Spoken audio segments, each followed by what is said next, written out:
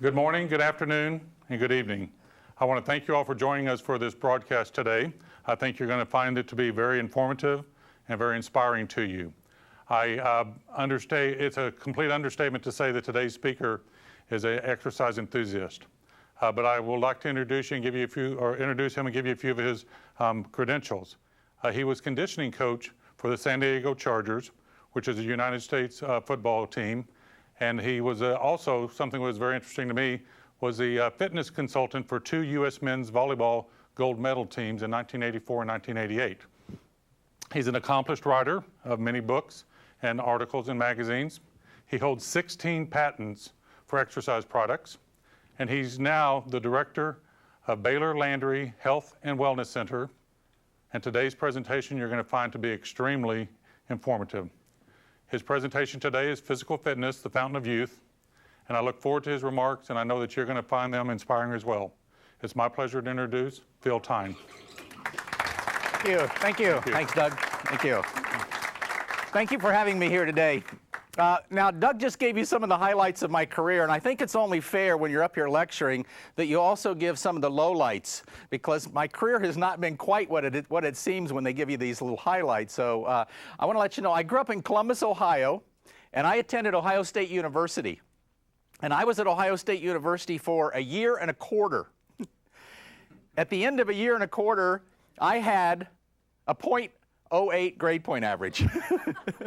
Now, at that time in history, if you were a male and you had a .08 grade point average, you got a letter. And the letter said, "Uncle Sam wants you." I'd never gotten a letter from somebody that wanted me. I thought it was a compliment. And then I found out Uncle Sam wanted me to go to Vietnam for 2 years in the Army, and I kind of panicked because I really didn't want to go to Vietnam. So I took the letter and I went to the dean at Ohio State University, and I walked in the dean's office and I said, "Listen, I've been drafted into the Army. They want to send me to Vietnam for 2 years. Listen, I'll do anything if I don't have to go to Vietnam. I'll show up for class if it'll help. Can you just give me another chance here?"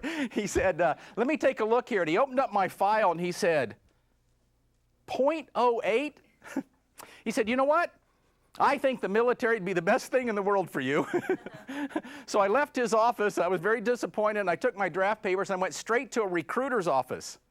And I walked into the recruiter's office with my draft notice. I said, "Listen, I've been drafted in the Army for 2 years. They want to send me to Vietnam for 2 years. Is there anything I can do to get out of going to Vietnam?" And the recruiter said, "Well, sure there is." He said, "Did you know that instead of being drafted in the Army for 2 years, you can actually join another branch of the service for 4 years?" I go, "I didn't know that." "But listen, if I don't have to go to Vietnam, I'll sign up for anything." And so the recruiter said, "Great." So he signed me up for 4 years in the Navy. The Navy sent me to Vietnam for 3 years. I was actually in the Navy 3 years, 9 months, and 12 days, but I can tell you there's nothing that'll straighten you out better than spending time in a war zone, or nothing that'll make you more patriotic than spending time in the military. And I learned a lot, and what I learned was that I needed an education. So when the Navy dropped me off in San Diego, California, I went to San Diego State University, where I got an undergraduate degree in athletic training, my master's in sports medicine, and I had a chance to work with some of the best athletes in the world. I spent 11 years in the National Football League working with high-profile athletes, guys that make millions of dollars and run real fast and jump real high. I then got a chance to train the U.S. Olympic men's volleyball team for the 1984 and the 1988 Olympics. But I think what I enjoy more than anything else is sharing some of this knowledge that I have with people and trying to give you some knowledge that'll help change your lives. And I think what you're going to find today is that there are things that you can do no matter where you are in this system, no matter what your job is, no matter how much time you spend sitting. If you'll just do some of the things we're going to talk about today, your life will progress a lot better than it would if you didn't. What are we going to talk about today? The first thing we're going to talk about today is what's happening to your bodies. Anybody's body changing? Things that used to be up are now down. Things that used to be in are now kind of getting out. We're starting to spread a little bit. We're going to talk about what you can do about that. We're also going to talk about aging. Anybody in here aging? That's a good thing. because when you stop aging, we bury you. So you want to keep aging. That's a really good thing. So we're going to talk about how you're aging. We're also going to talk about weight training, but something new in weight training, not necessarily what you might think about weight training. We're going to talk about weight training for your health, weight training for weight loss, weight training maybe for prevention of injuries. And then I'm going to spend the last few minutes trying to motivate you, to get you excited about this thing we call fitness, because without that, all this knowledge means nothing. I can stand up here and tell you all about it, but unless I can get you excited about doing something, then we can't go anywhere after that. Fitness is all around us, especially here at EDS. It took me about 20 minutes to find this room. There are stairs everywhere. I was kind of unhappy to see escalators everywhere because escalators tend to make us lazy. You ever notice that when there's an escalator, people tend to take it, right? There's a stair step right next to the escalator, and we tend to get on the escalator and say, move me to the top of the floor because I don't want to use my muscles. I have to tell you, I travel quite a bit. I go to London about 4 times a year to do the QVC network, and I'm always amazed because I'm on a flight for about 8.5 hours, sitting for 8.5 hours, and I get off the plane and I can't wait to move. And I walk outside the gate, or where the ramp is, and there's a moving sidewalk. And here's people that have been sitting for 8.5 hours, and the first thing they do is they get on the moving sidewalk, and you're supposed to walk on the moving sidewalk. It's supposed to help you. No. They stand there with their luggage on wheels and say, move me to the end of the corridor so I can do that. And then you come to an escalator that moves you up. All you have to do is look around. If you're out there right now and you're sitting at your terminal and you're watching this program on a computer, stand up. Stand up and move. It's okay to move your body. That's what your muscles were made for. So I thought this was kind of funny that we have a fitness center, and at the top of the ramp, people are taking the escalator up to the fitness center so that they can go into the fitness center and work on the Stairmaster. Does that make any sense to anybody at all? Right. I want to give you some bad news. First of all of you are deteriorating. There you go. There's a happy thought. We're all deteriorating. Everybody is deteriorating. Your muscles are starting to break down. Sometime around the age of 25, you probably have the most muscle mass you're ever going to have in your life. You're full of muscle. You have a lot of strong tissue. Your muscles are active. You're burning a lot of calories. And then sometime after the age of 25, we start to lose muscle mass. It's called natural atrophy. And our muscles break down, and we start to deteriorate, and we lose muscle mass. Unfortunately, when we lose muscle mass, our metabolism, the rate with which our body burns calories, also decreases.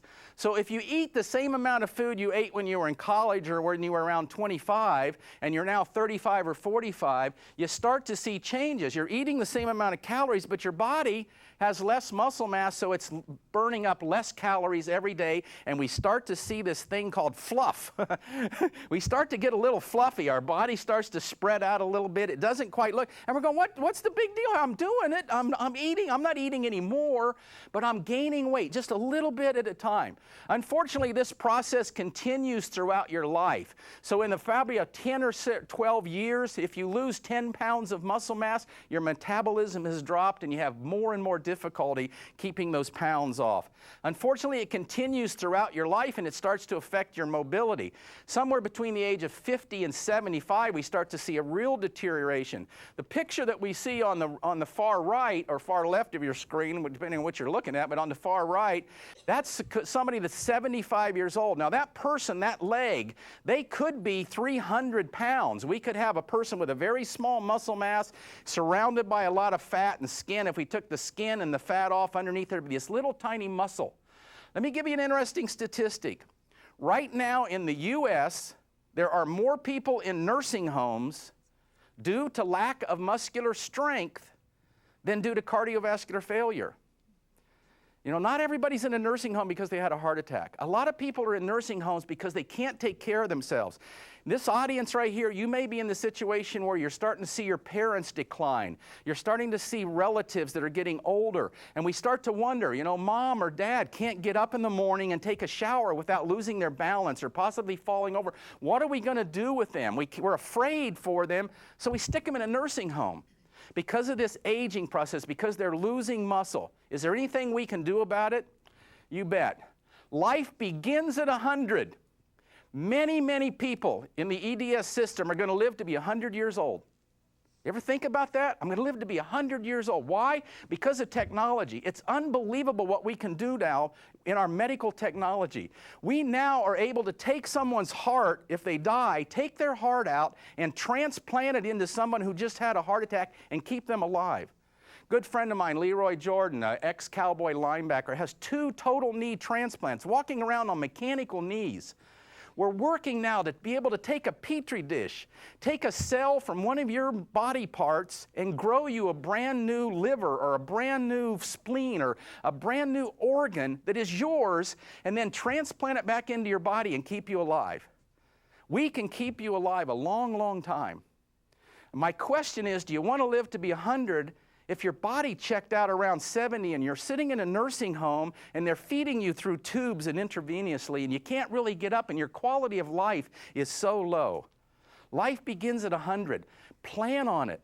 Plan on living a lot longer. Many people in this organization probably spend more time thinking about their retirement, their 401k. Am I going to have enough money to survive on? I want to have $200,000 in a lake house every year, and I want to be able to go on vacations. And they think about it, and they plan it, and they put in their 401k, and they pull up on the internet. Many of you are sitting there going, what was my stocks doing today? Boy, the stock market is at an all-time high. What did it do? And you think about it, and you plan it, and that's what's going to happen. What you plan on is what's going to happen down the road. But think about this. How much time are you spending planning your physical life? Am I going to be strong enough to enjoy it? At 70 years old, am I going to be someone who walks around, or am I going to be somebody who's wheeled around? Somebody once said to me, if I knew I was going to live this long, I would have taken better care of myself. Plan on living a lot longer than you think because of technology. So this living to be 100 could be good news, could be bad news. It means you could be really having a great life with your family, your grandkids, or maybe you're having somebody take care of you, so plan on it. I want to show you a couple slides here, and this is amazing to me. There is something that is identical about these 2 men. Anybody tell me what it might be? Same age. These 2 men are identically the same age. The gentleman on the left happens to be 80 years old, especially in the U.S. And I don't know about some of the other countries that are getting this broadcast, but especially in the U.S., we sort of think that that is normal. That it's normal to sort of look like that. And it's an 80-year-old. That's an old person. They're all bent over, walking with a cane because their legs are so weak. They've atrophied. Their muscles are broken down. They're walking with a cane. This gentleman at age 80, if he walks around with a cane for a year, will his muscles get stronger or weaker? Weaker. He's going to get weaker. A year from now, he's probably going to need more support, so he'll go to a walker. He'll walk with a walker for a year. His legs will get weaker yet because he's supporting himself, not using his own muscles as much. He'll be in a wheelchair. And once you're in a seated position for a long, long time, which is what's happening with the computer age, which is what's happening a lot of people in this organization, is you're sitting in front of a computer all the time. You lose muscle much faster. This gentleman will be in a wheelchair not too many years from now. Look at the atrophy, the muscle breakdown in the head and the neck area. The head weighs about 15 pounds. This gentleman at age 80 doesn't have enough muscle tissue and strength to hold his head upright, so his posture is changing. We start to lean forward, and we think this is normal. It doesn't have to be normal. Normal is whatever you're going to make it. You have the ability to change. The gentleman on the right happens to be a doctor of nutrition from California. You can tell he's from California. He's the tan guy up there. This is Dr. DeMonteek at age 80. He happens to be has a good nutritional background. He's a nutritionist, so he eats healthy, and he exercises regularly, and at age 80, he happens to be a weightlifter. Boy, we don't see too many 80-year-old weightlifters. The next slide that I'm going to show you is Dr. DeMonteek at age 80. The photograph has been highlighted, which means it's been airbrushed to kind of highlight the muscles, but this is Dr. DeMonteek at age 80. This photograph was taken after Dr. DeMonteek won a seniors bodybuilding contest. It helped that he was the only one that entered. Bob, you just won first, second, and third prize. But nobody else showed up. Not too many 80-year-old bodybuilders. Now, I'm not here to talk to you about bodybuilding, but I think he's, in a sport that can actually create muscle. I'm here to let you know that at any age, we now know that we have the capability of building muscle tissue on a body. Even at 90, you can add muscle tissue to your body, and you can get stronger. Now, I've done, I think, 7 infomercials. Infomercials are those crazy things you see late at night when somebody's yelling or screaming at you to buy a piece of exercise equipment. For 3 easy payments of $19.95, but if you call right now, I'll take one of the payments off, right? Fact is, I was in an airport not too long ago, and somebody says, I recognize you, and I said, you don't sleep very well, do you? Because I've only ever been on about 2 o'clock in the morning. But I happened to be at a photo shoot where they had the pictures of this guy, and I can tell you that his muscles are real. I'm not real sure about his teeth and his hair. I think probably a little work, done there with Bob. But so I want to talk to you about some things. This process continues throughout the life, and we see the most deterioration somewhere around 50 years of age. So if you're getting her up and near that 50 years of age mark, you can see the deterioration in this slide right here. The drop in height, the muscle tissue that's no longer strong, the posture that starts to change. So think about it. Imagine where you're going to be when you turn 50. Imagine what you're going to be if you keep sitting and not moving. And then think about what you can do. How many times a day can you get up out of your seat? Can we, instead of emailing somebody or BlackBerrying somebody, can't we just walk over and actually talk to them and look them in the face and say, gosh, it's nice to see you, and get back to that? Because we become a society, especially our children, who don't know what it's like to meet people one-on-one and interact with them and listen to them and shake hands with them. Anytime during the day that you can get up in this organization, anytime you can take the stairs, exercise is everywhere around you. You want to get in shape, all you got to do is park a little farther away than you think you were going to park and walk a little farther. How many of you, honestly, you go to the shopping mall and you drive around at $2.70 a gallon, you drive around hoping that somebody's going to pull out in the front row so you can park your car and walk in there, right? How many of you really, really honestly wish there were times when you had one of those handicap stickers that you could pull in there and it would say, this spot reserved for Doug, right? This is Doug's spot. You just wish it. We think about it. We've gotten lazy. We think about getting out of exercise. Wouldn't it be nice to think, my gosh, if I parked out here and I carried my grocery bag a little farther, I would burn some calories. I would get some cardiovascular improvement. I would be better when I finish this shopping trip than I would be than going to the shopping mall, getting we stopped at Starbucks. I don't even know how to order one of those things, a floppy, cloppy something or other in a cup. And by the way, throw in an extra 500 calories because I need them because I'm going to sit on my rear end the rest of the day, right? Okay. Let's talk a little bit about weight loss. Oh boy, did I hit some sore spots with that one in the audience, right? Let's talk about the best way to lose weight. I'm not going to give you a lecture on weight loss. I'm not a nutritionist or a registered dietitian, but I just want to clear up a few things. Diet, probably one of the worst ways to try to lose weight. I feel sorry for anyone who has been trying to lose weight through dieting. Dieting, especially if you starve your body from any of the major food groups, when you do that, your body starts to break down proteins in order to give you energy. So if you're not eating enough food during the day on a diet, your body breaks down the muscle tissue, and then your metabolism gets lower. So when you lose a pound of muscle, your metabolic rate starts to go down. So then you start to say, oh my gosh, I'm hungry, now I'm tired. When I'm tired, I'm not going to move as much. When I don't move as much, I add more weight. And all this is a vicious cycle. I feel sorry for the people who've gotten hung up on dieting over the years because they usually end up losing some weight.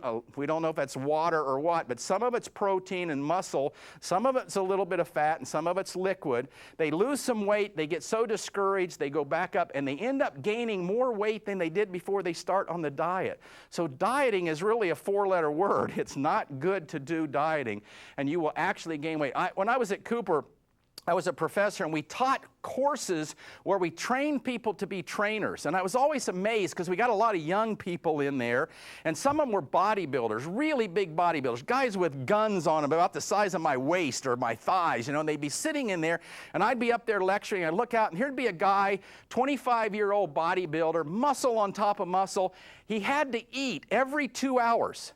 If he didn't eat some protein and a shake of some type or a candy bar every 2 hours, he would lose weight because his metabolism was so revved up with the muscle mass that he couldn't stop eating. And it used to drive me crazy because I'd be lecturing, the guy would be shaking this thing up, making a protein drink, Well, sitting next to him was probably somebody who was just taking the class to get knowledge. Here'd be, I don't want to pick on the women, but there'd be a woman sitting next to him who, if she smelled food, she gained a pound, right?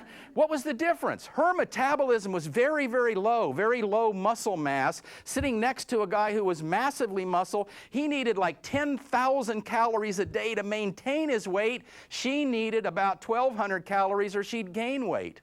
Isn't it amazing? Same thing. So we got to watch out with diet. Now, when I was in graduate school, we were also told that aerobics was probably the best form of exercise to lose weight, and it is a very good thing. We're going to talk about cardiovascular fitness in just a second.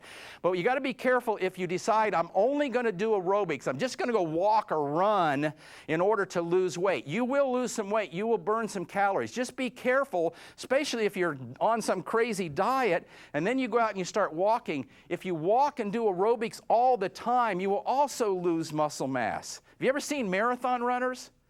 They have nice legs usually, but they have this emaciated upper body. They're walking continuously, and the body is pulling proteins out of their muscle, and they start to deteriorate. So they get a little tiny frame. That, again, slows your metabolism down, makes it very, very difficult to lose weight. So we're going to talk a little bit about the best things we can do. This was a 12-week study that was very interesting to me because it took two groups. One group did 30 minutes of aerobics 3 times a week for 12 weeks.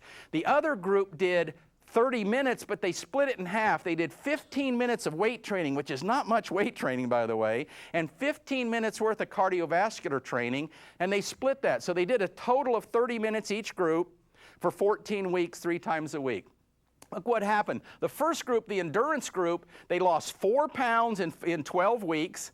They lost 3.5 pounds of fat, but they also lost 0.5 pound of muscle because they did this aerobic movement all the time. The other group that split and did partial weight training, partial cardiovascular, they lost 8 pounds of weight, 10 pounds of fat, but they gained 2 pounds of muscle. Their metabolism is now higher, so their metabolic rate. Muscle burns calories, gets smaller. I've had women lose 2, 3, 4 dress sizes without ever losing a pound. Their muscle mass denser, muscle weighs takes up 6 times less space than fat, so you get smaller, firmer and firmer, tighter and tighter, stronger and stronger. And so that's what happens when we do things. So add some kind of resistance training. This is from the Harvard newsletter. Resistance training is the only type of exercise that can slow and even reverse the declines in bone mass, muscle mass and bone mass that were once considered inevitable results of aging. I am here to tell you, worldwide, wherever you're getting this, that I honestly believe that we have found the fountain of youth. Do you guys remember Ponce de Leon? Ponce de Leon traveled the world looking for a fountain that if he took a drink from this fountain, he would be eternally youthful. Ponce de Leon should have been looking for a gym, because that's what does it. It's activity. Inactivity causes your body to decay. Activity causes your body to rebuild. We're constantly sloughing off cells. We're constantly replacing our cells. And when we stimulate them through exercise, our cells come in and grow new healthy muscle tissue. So that's one of the best things. I have to tell you, I love this woman here. This woman will continue to do that squat until I tell her to stop. She will just keep going. I'm not going to give you a lecture on weight training, but I'd like you to understand enough about weight training that you might think about walking into a gym or getting on a book or going on the internet and looking up something about weight training. So I want to give you just a little bit of information. This is going to be about a 2-minute course in 101 weightlifting. A repetition, when she squats down, and comes back up, that's 1 repetition. Now, I've chosen this squat because I think it's probably one of the most important movements you can do for the rest of your life. If you're going to live to be 100 years old, which I think some of you are, 95, 100 years old, you want to be strong in the legs and you want to be able to do this. Because no matter what age you are, more than likely, every day, sometime throughout the day, you're probably going to find yourself in this position. Maybe with a magazine or a book. Waiting, contemplating the world situation. The day that you no longer have the strength to get up from that is going to be very embarrassing for you. So you want to keep this muscle group very, very strong, and the squat is one of the best ways. So when she squats down and comes back up, that's a repetition. In weight training, we normally group things into sets. So we tell her to do 10 squats, and then maybe rest and do another 10, and that would be 2 sets of 10 squats. We also have found in our research that if you do 1 to 3 sets of 8 to 12 repetitions, it's the best thing you can do to build muscle at any age. So whether you're 60, 50, 20, or 90, you can still build muscle tissue. Now, number 4 is probably the most important thing I'm going to tell you today. Number 4 says, how much weight should I lift? This is important because I go to a lot of different gyms and I see people exercising, and I'm so happy to see them in a gym, but I don't see them doing it right and they're not getting any results, and then they quit. So number 4 says, how much weight should I lift? And the rule is a weight that produces temporary fatigue or failure in a very short period of time, 8 to 12 repetitions. What's that look like? Can I pick on the ladies if I promise to pick on the men? I don't know. I'm never sure about that. I go to this gym every once in a while, and I see some women who've been in there quite a long time, and their routine hasn't changed over the years. It looks something like this. There's usually 2 ladies standing side by side. One of them has taken the initiative to have like a pound dumbbell in her. The other standing and looking, and her roots like this. I'm telling you, Betty, that kid of mine is amazing. He is like a weed. Unbelievable. He kid in his class, and can that kid eat? That kid can eat us out of house and home. And she's doing this exercise with this 5-pound dumbbell, and she'll probably end up doing about 30 repetitions. And I'm trying to figure out what she's doing, because is that strength training?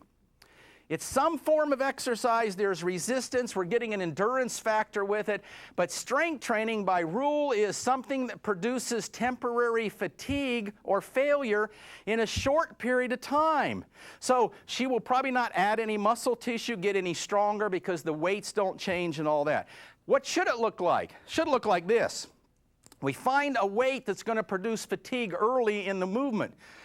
For me, this is about a 30-pound dumbbell in each hand, and I'm going to work on my deltoid muscles, and I start off and I do this exercise for my shoulders. The good thing is I've got 30 pounds and I can't do very many. So let's just say that I can do 10 repetitions maybe. The 8th one might look like this. I'm starting to slow down, which is right when most people quit. Oh, that hurt. That's too hard. I can't do anymore. I'm done. The 9th one gets really slow, and without cheating, without recruiting other muscles to help me, because I want to fatigue a certain muscle, the 10th one might look like this. Now, I don't want to strain, but I'm pushing as hard as I can, and I can't get it to move, and I fail. Perfect. I'm telling you, this is one of the greatest programs ever. The more you fail, the better you get. If college had been that way, I would have been Kuma bin Laden or whatever it is. The more you fail, the better you get. What a great concept. So that's what you want to do. You want to take a muscle until it fails, and then it gets better. It hypertrophies. It adds tissue because it's been irritated a little bit. Now, let me warn you, when you're out there right now and you're watching this, you say, gosh, I'm going to go do this. Don't take off this afternoon, because you're supposed to be working. Don't take off and run to the gym and say, gosh, Coach Tyne was there today. We heard this great lecture. He said I should take the exercises to failure. Don't run into the gym and say, okay, I'm going to lift as much as I can 10 times, and I'm going to fail with it, and then I'm going to do the next exercise, and I'm going to fail with that. Don't do that all at once. If you do, if you wake up the next day, you will brush your teeth like this. because nothing's going to move. You're going to be so sore, right? I'm talking about a program for the rest of your life, right? I'm talking about start off easy. If you get a good trainer or you read a good book or you go on the internet, it's going to tell you to do maybe one set of lightweight at 15 repetitions and slowly work your way up. But sometime in your future, a month or 2 months down the road, you should be doing exercises to failure. The other basic rules is you just work your large muscles first. Don't go to the gym and work your small muscles and then your large muscles. And when that weight, the 10-pound or the 30-pound gets easy, just add a little weight and go to the next, maybe drop the repetitions down and go to the next level. So constantly irritate is what we call it. Constantly irritate your muscles and they'll grow. Balance. Balance is one of the keys to life. You have a great organization that you work for. You need to spend time working. You need to spend time on the internet. You need to spend time at your computer. You need to do all these things for your life at work, but you also need to balance it. You need to be sitting sometimes, but you also need to be standing sometimes. You need to think about your family. You need to think about your future. You need to think about vacations. You need to reward yourself. One of the best programs ever is work out for 3 months and then set a goal that at the end of 3 months, I'm going to do something really fun for myself because I stayed with this. But you want to balance. Where I see, and I told you I'd pick on the men a little bit, I see people in the gym that are completely unbalanced. They're hurting their bodies more than they're helping their bodies. I pick on the men because men are kind of egotistical in a gym. Let me ask you this. When a guy's in a gym, does he normally work on the front of his body or the back of his body? Front. Why? Because that's what he sees when he looks in the mirror, right? We got some people laughing. They know exactly what I'm talking about. You go to a gym and watch. Guys look in the mirror more than women look in the mirror. I have a guy at the gym that can bench press 350 pounds 10 times. What does he do every time he comes in the gym?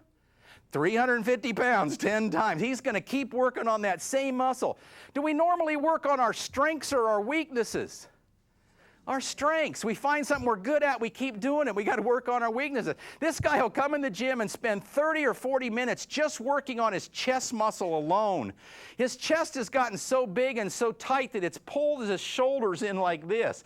We get this rounding, this big chest muscle here. He also wants to have a six-pack of abs for the girls, right? So he's doing crunches all day long.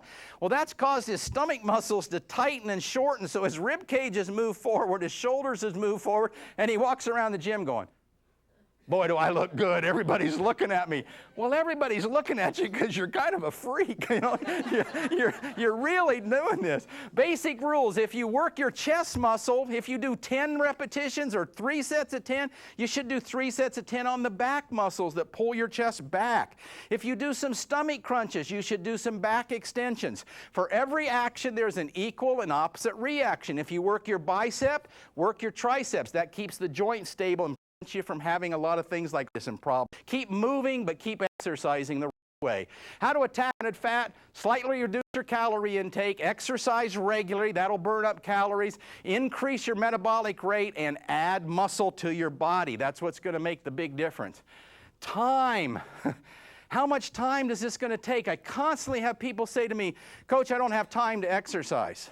Well, Dr. Wayne Westcott said to me, look, if you just figure out how much time it actually takes, maybe people buy into this a little better. Dr. Wayne Westcott, head researcher for the widest little form. If you went 3 times, just say 8 to 12 repetitions of 10 base exercises, your quads, your hands, glutes, your stomach, your lower back, your chest, your upper back, your deltoid, your lats, bicep, tricep. 10x found in any exercise book. If you did 3 sets of 8 to 12 repetitions, take you about an hour, somewhere between 45 minutes and an hour. Well, I don't have 45 minutes an hour 3 times a week. Okay, if you went to some place and you could do these exercises and you did 2 sets, 8 to 12 repetitions, take you about half that amount of time. 20 minutes, 25 minutes, 30 minutes, somewhere around that range. I don't have 20 minutes. Okay, people come up to me and say, Coach, I don't have time to work out. I say, you got 10 minutes?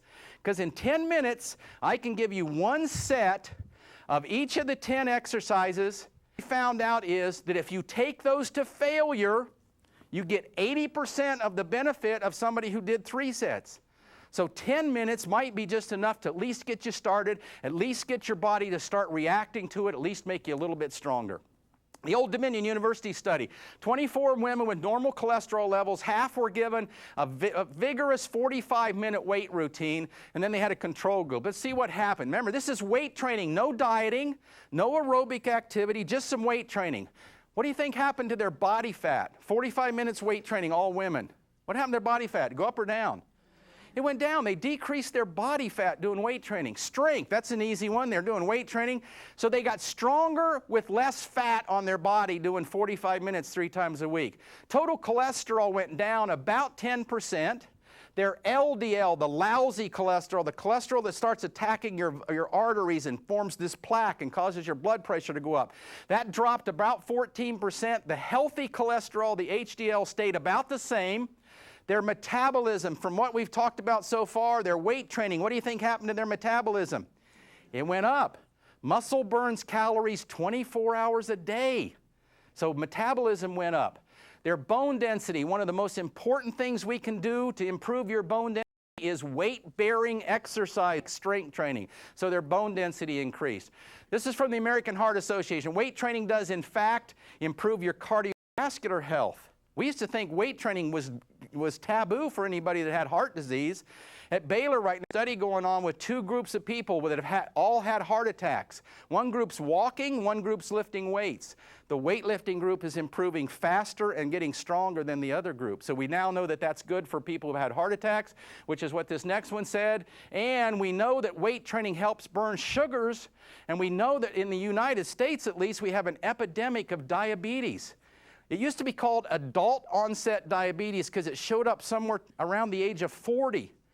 We now have children as young as 5 years of age with diabetes, watching video games, TV, eating too much, no exercise, no circulation, bodies. So from the American Heart Association, remember that weight training means you work against a muscle until it fatigues. So fatigue is kind of the factor with that. Let's check about cardiovascular fitness. Dr. Kenneth Cooper, the father of aerobics from the Cooper Aerobic Center here in Dallas, has a fun statement. It says, everyone should walk your dog twice a day, even if you don't have a dog. What's he mean? He means you need to get up. If you're sitting in front of your computers right now, walk down the hall. That's my lecture. Walk down the hall. Around, get up and move. Our muscles were made to move our joints. Let them sit, they're going to deteriorate. Funny that with all the knowledge we have, we still find ways to get out of everything. We still find ways that we can't seem to get moving. Always looking for the easiest road. We're humans. We've got to program ourselves to get up and get moving and start thinking of the advantages of movement instead of always looking for the way out. How can I make life easier? No. How can I live long and healthy? Aerobic activity is anything that uses large muscle groups like your chest. Muscles can be, but mostly we're talking about big leg muscles and hip and thigh muscles. So things like walking, skiing, cross-country skiing is the best.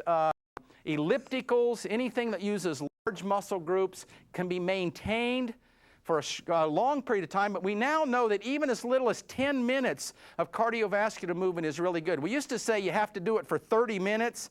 Now we know that 10 minutes, 10 minutes, and 10 minutes may give you just as good a result. So, guys, if you want a cardiovascular workout, get up while you're at work, walk a flight of stairs, walk a couple flights of stairs, 10 minutes, park minutes away from where you work, walk in 10 minutes, out 10 minutes, find 10 minutes a day. These 10-minute breaks, brisk walk will make you smarter, make you more productive, help the company, help you become promoted because you're going to have a lot more energy, you're going to be a lot sharper instead of, I'm going to eat a donut, I'm going to sit at this desk, somebody's going to drop by, I'm going to have 2 more coffees, we start to get this lethargic movement in it, and we start to think that's okay and acceptable.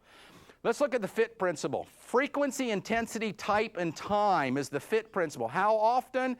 3 to 5 days a week or more for aerobic activity. Just get up every move. If you got a program where you're running or something at 3 or 4 days a week, that's great. Intensity, produce, just like training, cardiovascular where you have to for air, not breathing, but you're breathing a little bit for some in the room or in the thing. I know this, it'll be with their girl walk, they're still walking and talking like this. They haven't still good, but they haven't improved. Time, anywhere from 10 to 60 minutes, and what type is whatever you usually do. I want you to be careful. I want you to be careful what you pick up on the internet. I want you to, a lot of companies out there trying to buy tell you some, and sometimes they're not honest when they want you to. The infomercial business is kind of like that, you know, you're 20 pounds in 10 minutes if you just buy this pill, or if you just sit on this thing and put it in front of your TV, you'll lose 50 pounds and your hips will look like mine, but I happen to be a professional model and, you know, I've never done a day of exercise in my whole life, you know, that kind of thing. But fat, look at this right here. This is from Men's Health, which happens to be a pretty good magazine, but it says, turn fat into muscle in just 9 days. Can I turn fat into muscle? If I had a Volkswagen and I left out in the rain, would it turn into a Mercedes? No, it'll be a wet Volkswagen, but people buy into that. This happens to be fat. 5 pounds of fat. Now, most of you don't recognize it in this form. How about now? Anybody see it now? Yeah, if you're walking around with it, you know it's right here. Yep, so we got a few people right there. Sometimes it's behind you and you don't even know it. It's where is that fat? It's somewhere behind me. I don't know. So we don't recognize it. But I can't turn this into anything. I have to tell you a quick story. I had a gym outside of a Navy base in Point Loma, California, and I was in there working one day, and all of a sudden a guy walked in. He had a pretty good beer belly on him. He was a Navy person, and they drink a lot in the Navy. And he had a pretty good beer belly. He walked in, and I could tell he was nervous because he was standing up by the front desk, and he was patting his stomach. I found that when you get nervous, patting your stomach somehow calms your nerves. I don't know why. And he was patting his stomach, and he was looking around. I said, "Excuse me, sir, can I help you?" And he said, "Well, yeah." He said, I said, "Well, what would you like to do? Why are you here?" And he said, "Well, I'd kind of like to take this and put it up here." And I said, "Well, why would you want a fat chest? You know, is that what you really want to do? Do you want to take fat and just move it around? That's not what you want to do. What you want to do, men or women, any age, what you want to do is build a little muscle. Build a little muscle in your arm. Build a little muscle in your shoulder. Build a little muscle in your chest. Not massive amounts unless you want to be a bodybuilder. A little muscle in your leg. The muscle, if you don't overeat, needs fuel. And it will go around and start eating fat off of your body. It'll eat the fat wherever it might be, and you will lose fat, but you cannot burn fat independently. You've got to build muscle, you've got to stop eating, and you've got to watch it. So we're not going to turn it into anything, we're going to use it for fuel. Talk to you about squaring off the curve. What happens with most people is that we live a life, and somewhere around, let's just say about the age of 40, depending on our habits, depending on if we smoke, depending on if we eat wrong, depending on if we don't exercise, if we have bad habits, we start to deteriorate. Now, with technology, we're probably going to live a really long time, but we start to go down. Our curve starts to drop off, our functionality. We're not going to be as functional. The more that functionality that we lose, the worse it gets. We start to deteriorate even faster. And what basically is happening is we're going to live to be about 90 or so, but we're slowly dying. We're deteriorating. Our joints are starting to ache. We're starting to take more medications. We're on pills. We start to have an operation here and there. Our quality of life is going down. Instead of being able to get up and be active, we're now walking in a walker or a wheelchair or something, and we're just slowly dying like this. And we may be dying for the next 30 years. We're slowly getting worse and worse. We're going to still live a fairly long time, but our quality of life has dropped way off. What we'd like you to do is square off the curve. We'd like you to look at a healthy lifestyle. Take care of yourself now. Live long and die quickly. Don't die slowly. Don't die over 30 years. Die in the last years of your life, not the first part of your life. So think about it. Invest in it. What you do now, what you do today, what you do when you see this broadcast, what you decide after you've listened to all this, what you do will determine, what you do now will determine what you do 10 years from now. Your body will determine your lifestyle. Your body will tell you what you're capable of doing. If you want to spend time with your grandchildren, if you want to play and you want to go on vacation, now's the time to start. You're not going to start a 401k when you're 80. You're starting it now because you want to plan ahead. So we want you to be healthy. We want you to have a lifestyle. If you're smoking, we want you to stop for sure. If you're overeating, if you're gaining weight, reverse that process. Add some exercise. It doesn't have to be at a gym. It can be anywhere. The stairs, the desk, push-ups. Anybody can do a push-up against their desk or their cubicle. Try not to knock them over. They look like dominoes going down. But find a way to get your muscles to move, and you'll square off the curve and live long and die quickly. want to tell you about my best friend. This was my best friend when I was with the San Diego Chargers. This is Rolf Benirschke. Rolf Benirschke was the kicker for the San Diego Chargers football team. Rolf and I became like brothers. I think we became such good friends because Rolf was a kicker and I was a conditioning coach, which meant neither one of us had a darn thing to do during practice, so we hung out together. You may recognize Rolf. He was the daytime show host for Wheel of Fortune. It was Vanna White and Pat Sajak in the evening, and Vanna White and Rolf Benirschke during the daytime. But we went to New England to play the New England Patriots one weekend, and we were down, I think we were down 2 points, and the game was coming down. We were in a hostile environment. Dan Fouts was the quarterback. Kellen Winslow was the all-pro tight end. And Dan Fouts was driving the team down to try to score a winning field goal in the closing seconds of the game. He throws a down-and-out pattern to Kellen Winslow at about the 25-yard line. He runs out of bounds. The clock stops at 2 seconds.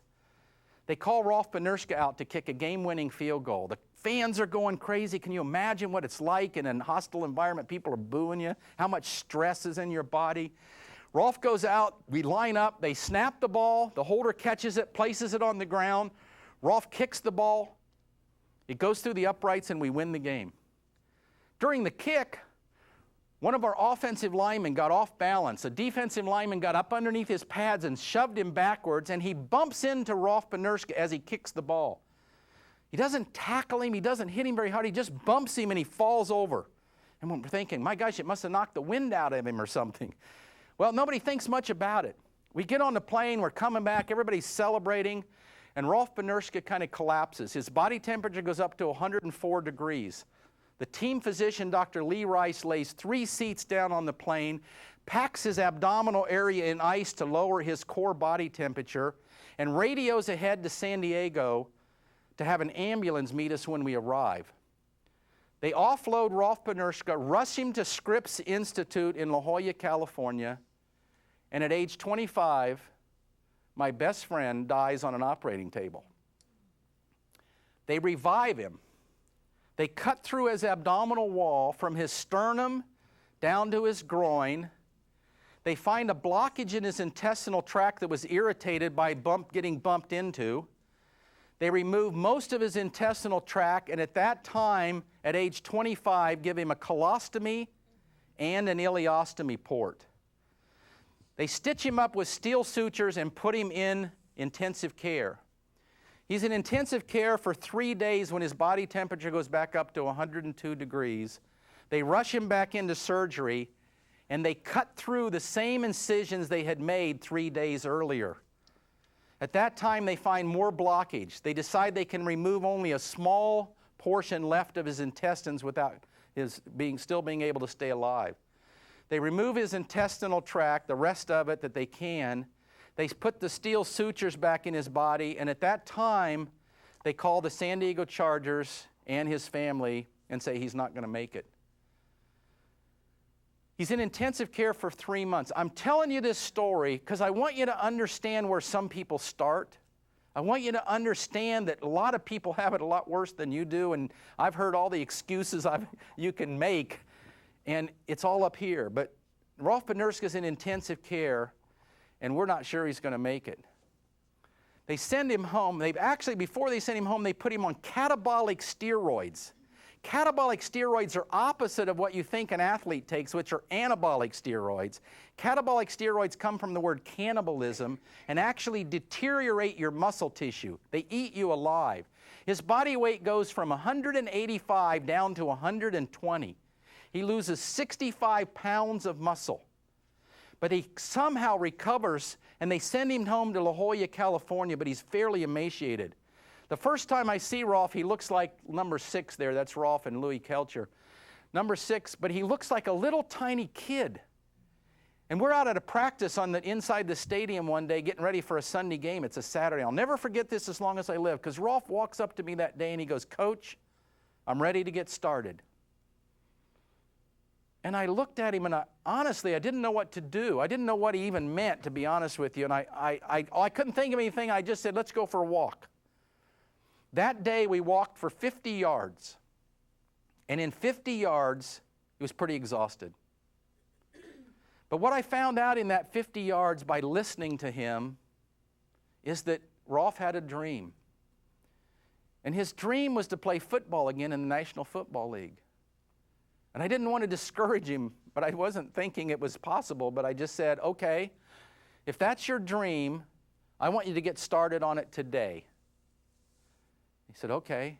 We happened to be walking by a door that led down into the stadium weight room, and I said, if you're serious, if you want to play football again, let's go work out right now.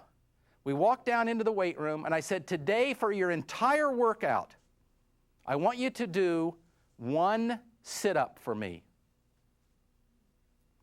And he looked at me like I was crazy. And he said, Coach, you don't understand. I've got steel sutures in my stomach. I've got a colostomy bag, an ileostomy bag. They've cut through my abdominal wall. I said, hold on. As your coach, I will never give you an exercise I don't believe you can do. And all I expect from you is to give me your best shot at doing it. And from that point on, I never, ever heard a complaint from him. And this is what I had him do. I took a sit-up board, an old-style sit-up board. We used to do full sit-ups. I took a sit-up board and I placed it on a wall like this high. So the sit-up board was up here and it came down like this against the wall. And I took Rolf Benirschke and I stood him with his feet on the floor and his head at the top. And I leaned him backwards at an angle about like this. And I said, give me one sit-up. And he laid there for the longest time. And he said, Coach, my stomach doesn't remember what to do. And I said, then think about it. Put it in your brain, because it all starts in your mind. He took both hands and he put them up over his head. And he started his hands to move, and he slowly bent, and his waist bent, and he leaned forward, and he touched his knees. And he came back up. And he looked at me, and I swear I was smiling from ear to ear. And he goes, what? And I go, you know what, Rolf? I think we're going to make it. And he goes, what do you mean we're going to make it? I just did a standing sit-up. But I said, if you understand exercise, if you understand how this works, if you understand that if you can do one push-up, if you can do one push-up against your desk, and you keep trying, someday you can do 2, and then 4, and then 8. Rolf Benirschke came in that weight room every single day for a year and a half, and every day I made him do a sit-up. And sure enough, he could do 2, and then 4. Some days I wouldn't put the board up quite as high, make it a little bit harder, progressive resistance. And he kept trying and doing. 6 months went by. The board was flat on the floor. His feet were tucked under the pads, and he was doing 100 stomach crunches a day. His body weight went from 120 to 190 pounds in a year. He added about 65 pounds of muscle to his body. That year, the year and a half ended that year, Rolf Benirschke went to the owner and asked for a tryout in the up-and-coming summer camp. That year, Rolf Benirschke made the football team. That year, Rolf Benirschke became the most accurate field goal kicker in the history of the National Football League. That year, Rolf Benirschke went to the Pro Bowl in Hawaii as the AFC Pro Kicker. It's all up here. If you set your mind to it, you can do anything. Look at your life. Look at where you are. Look at your lifestyle. Look at your habits. Look at your eating. Look at your stress levels. And plan on living a long time in a healthy manner. I have one more story for you I'd like to tell you before I leave. This is a true story that was read at halftime of one of the all-time great Charger comebacks when we were down about 27 points to nothing against the Pittsburgh Steelers. And the coach came in the locker room and decided to motivate us. And it goes something like this. From the New York Times, Bob Weiland finally crossed the finish line Thursday. The New York City Marathon's 19,413th and the final finisher. And the first to run a marathon with his arms instead of his legs. Weiland, a 40-year-old Californian whose legs were blown off in Vietnam 17 years ago, recorded what race officials said was the slowest time in marathon history. 4 days, 2 hours, 28 minutes, and 17 seconds. But he was greeted like a champion by race director Fred Lebow, who had written Weiland off as a dropout. When he finished, Weiland shouted, "We love you, New York," and repeatedly pumped his arms in the air. When asked why he did it, for the same reason that 20,000 other people did, he said. It's the greatest marathon in the country, and I believed I could do it. Success is not based on where you start, he said, it's where you finish. The first step was the most difficult. After that, I was on my way home. The joy has been in the journey. I want to wish you guys a pleasant journey while you're at EDS. I want to wish you a pleasant journey throughout the rest of your lives. And I want to hope that you live long and die quickly. Thank you for having me. Appreciate it. Thank you.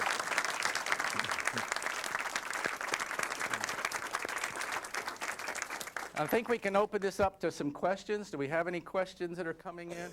Yes, ma'am. What is the difference between resistance and weight training? No difference at all. Repeat the question. Your body doesn't know. That's the great thing about it. It doesn't know if you're lifting a kettlebell, a barbell, a dumbbell, My living room. a surgical tubing, your own body weight. So as long as you can get something that causes your muscles to get fatigued, it doesn't matter what it is. A push-up, a dip, sitting in a chair at work and taking your hips out of the chair and pushing up and down, that'll do it. Anything that makes your muscles work harder than they're used to is resistance or weight training. That's good to know. No difference. Good question. Yes, thank you. One of the questions I have is, whenever I go to the gym, my whole problem is when you do squats, how do you know what's the right form or how you're standing right correctly where you don't hurt something that, you know what I mean? That's a really good question, and you don't ever want to, weightlifting should not be painful ever. You shouldn't have joint problems. You shouldn't wake up the next morning walking like this. A little tiny bit of muscle soreness is what you want to really do. Is you want to wake up if you just work your chest and go, oh, I can feel that, but I'm not paralyzed, all right? A little bit on the different supplements that are out there. I know that there are a million supplements available, especially when you really start lifting weights hard and things like that. The protein powders and a lot of other stuff out there. Can you just generally comment on a lot of that stuff? Well, I can generally comment on it. Remember I said that the industry tends to want to try to take your money and put it in their pocket, especially with the high protein things. Basically what I can tell you is, without a whole nother lecture, we have a lecture that I think you'll have access to that is on nutrition. And there certainly are some good supplements out there. But as far as bodybuilding, I don't think you need a lot. You need a good protein base. You can talk with a nutrition or a dietitian and find out exactly what your body weight is and how much you need, but you don't need a lot of extra protein. You can usually get that in the form of egg whites or milk or something like that, and you don't need a lot. So the protein powders are usually fairly expensive. You mix them up. If you feel like you're not getting enough protein, go to a reputable place and get a little protein powder. If you're lifting a lot, if you're lifting a couple hours, I would say a day, you may need extra protein. If you're doing 30 minutes of strength training or 45 3 times a week, you probably don't need to supplement any protein. The other things out there, it's really hard in this lecture to even talk about it. Probably a good multiple vitamin is something good. I like glucosamine and chondroitin as you age because it helps your joints, and I've really found, and I think the Cooper Institute has found some good results with that. But nutrition is a whole nother subject, and I'd be careful where you spend your money because it can go pretty quickly with that. And I don't think there's a lot of things that you need to supplement. Our foods are supplemented. There's a lot of nutrition. If you're getting a balanced diet, you should be okay training. Great, thank you very much. Thank you. Appreciate it. Nothing else on the phone? Okay. Anybody in a room? Anybody else got A anything? little short on time. Okay. Yes, ma'am. Back here? Can we get a mic over there? Wait for the mic, please. We got a microphone running. Okay, we got aerobic workout going on, demonstration. Right now, Jerry is sprinting across the room. Can people get real strength training through those bands at home, or do you have to go to a gym at some point to really? I think some point you probably have to go a little bit beyond the bands, but that doesn't mean you have to go to a gym. I think you can get bands to a certain point. It's a great place to start. It's a great place to start adding strength. You can do a certain amount. It's certainly better than not doing anything at all. But at some point, you may have to add a little more resistance, and you're going to be able to control with the bands. And then, like in my office, I have a set of dumbbells, and I really like their adjustable dumbbells. And so I've had to go from the bands to the dumbbells, but I can still do that at home. So you can get a pretty darn good workout at home. If you have access to a gym, it just makes it easier to isolate the muscles of the 10 basic muscle groups. So sooner or later, a gym would be great, but if you can't, don't give up on that. Okay? Great. Yes, sir. Yes, ma'am. Can you wait for the mic, please? This is fun. We're getting. I have a torn ACL that's been replaced. I had surgery. And I want to know what a good aerobic workout would be for me. Well, with an ACL, with your knee problems, anytime you have ligament damage or cartilage damage or anything, you have to be careful. You know, usually you need to consult your doctor. We always put that in. But anything that strengthens your knees in a safe range where you're not getting any pain. Aerobic exercise, to me, the best with a knee injury is the ellipticals. I don't know if you have access to an elliptical that has a movement different than a treadmill.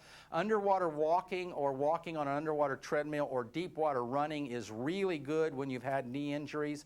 I recommend that you find a way to strengthen the quadricep muscles, which is usually done by a leg extension, but you need to be careful and get that started maybe with a trainer or a physical therapist.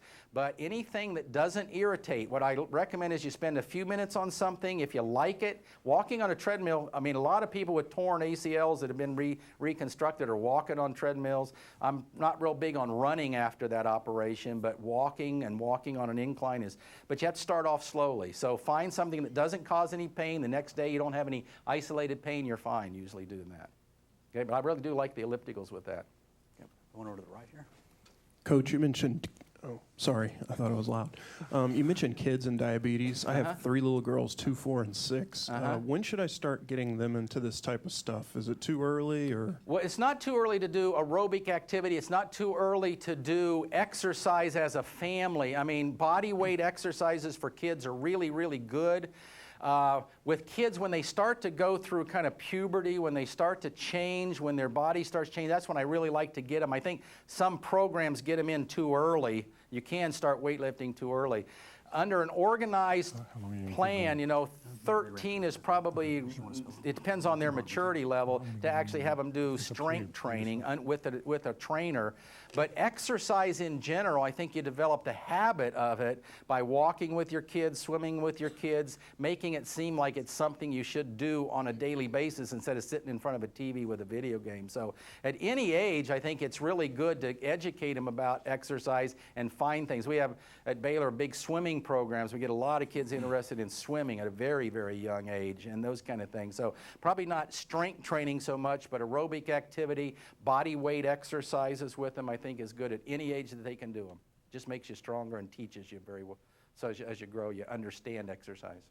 Back to your left here, Coach. Yep. Coach Phil, this has been wonderful, very informative. I did have a question for you where you're talking about blending your weight and your cardiovascular. Which one first in the same workout? Really good question. And I think you have to look at your body, you have to look at your goal.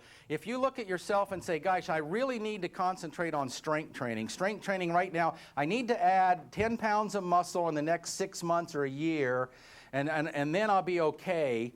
But I want to keep my cardiovascular system up. That would be one scenario where you'd probably do the weight training first, maybe Monday, Wednesday, Friday do weight training, Tuesday, Thursday, Saturday do cardiovascular aerobic training. If your goal is maybe to help control your weight, your muscle mass is okay, you want to do cardiovascular for your heart, then by all means cardiovascular is more important. You would do that first.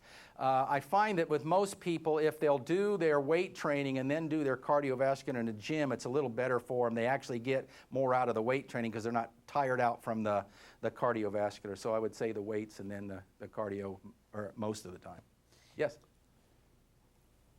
Oh, I have a 7-year-old son, and he's got asthma, so I'm always real worried about doing cardio or him running and getting out of breath. Is it, I don't know, I mean, is it all right? Is it good for them to do that? I'm always afraid he might have an attack. Well, yeah, that's kind of a medical question that I don't know the answer to. I know we work with a lot of kids, and I'm not opposed to having someone who can't do as much cardio without getting out of breath to do a circuit type weight training program with them. And you might try that where they lift a weight and go to the next weight without actually getting their heart rate pumping up and demanding a whole lot of oxygen, because you can get cardiovascular improvement doing weight training, and you can get strength improvement doing weight training. So that may be a good way to do it. So I don't think you probably want to get them into that being circuit.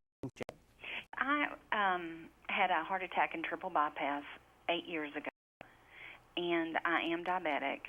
I was wondering if there's a way that I can get involved in any of the studies you were talking about at Baylor or the Cooper Center. Connie, Cooper Institute does that, and I think if you go cooperinstitute.org, cooperinstitute.org, and apply for some of the studies that they're doing. That would be really the best scenario. We don't do much of that at Baylor anymore, but Cooper does a really good job of putting people in studies, and I think that's the perfect spot for you. So cooperinstitute.org. They have wonderful programs there at Cooper for the kind of situation you're talking about too, to help you get back into a mainstream lifestyle with that. Great. Thank you. Thank you. Thanks for the phone call. Phil, I want to thank you very much. This you, has Doug. been informative and Appreciate it. inspiring. Thank you. I encourage all of you who are viewing this today to talk to your friends about it. This will be available for replay through the Global Broadcast Network. So again, spread the word, and let's get a healthy workforce here. Thank you very much, Phil. Appreciate it.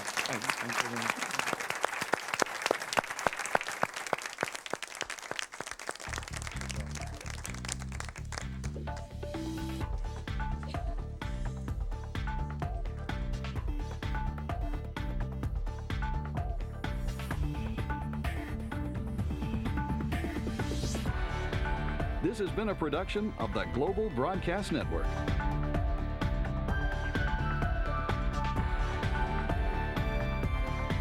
Did you know you can broadcast on this network for lower cost than an audio conference?